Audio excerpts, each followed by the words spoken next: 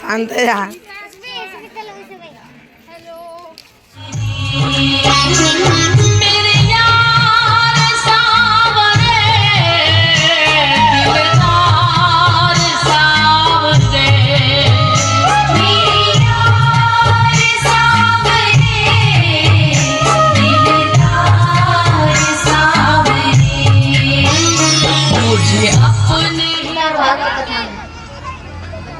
बताते भाई साहब।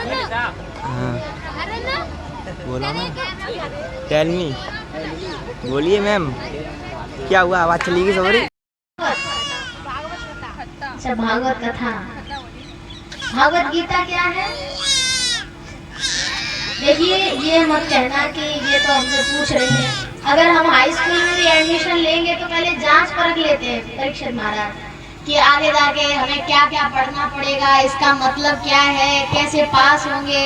तो भागवत जी जब आपने कराई है 7 दिन की, तो ये हमें मालूम होना चाहिए कि भागवत कथा है, भागवत गीता है, इसमें मतलब क्या है। अभी आप गांव से बाहर निकलेंगे तो कोई पूछने ही लग जाए कि आपके गांव में क्या हो रहा है, तुम कह दिए भागवत गीता हो रही है, पूछ लेगा 1 दिन का पाठ कराया है कि नहीं भागवत कथा, अच्छा तो इसमें क्या होता है, तो आप नहीं बता पाए।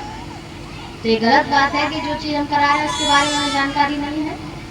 देखिए, भागवत कथा वो है जो भगवान ने इस पृथ्वी पर किया है, कि भगवान नारायण ने सतयुग से लेकर के द्वापर तक जो भी लीलाएं इस पृथ्वी पर की हैं, वो सब ये भागवत कथा में लिखी है। और भागवत गीता वो है जो भगवान श्री कृष्ण ने कहा है एक मनुष्य के लिए क्या करना चाहिए। तो भागवत कथा में वो है जो भगवान ने किया है, और भागवत गीता उसे कहते हैं जो भगवान ने कहा है। तो भगवान ने कब कहा है? जब महाभारत का युद्ध हो रहा था तो अर्जुन से कुरुक्षेत्र में कहा है। मानते हैं कि भगवान है, हवा दिखाई देती है पर हम उसे महसूस करते हैं, हवा चल रही है। तो ऐसे ही भगवान को हम महसूस कर सकते हैं, वो हमें दिखाई नहीं देते। जैसे हवा चल रही है, हम उसे महसूस कर रहे हैं, हमारे शरीर से लग रही है, ठंडा ठंडा लग रहा है, तो हम उसे महसूस कर रहे हैं कि हवा चल रही है। ऐसे ही हम भगवान को महसूस करते हैं और भगवान दिखाई नहीं देते। समझ रहे हैं आप? तो यही है वैराग्य, ज्ञान। जब हमें इस चीज की प्राप्ति हो जाएगी तो ये समझ लीजिए हमें कलयुग से मोक्ष मिल जाएगा अपने आप। मेरे भैया बैठी हुई है और बैठी बैठी रो रही है।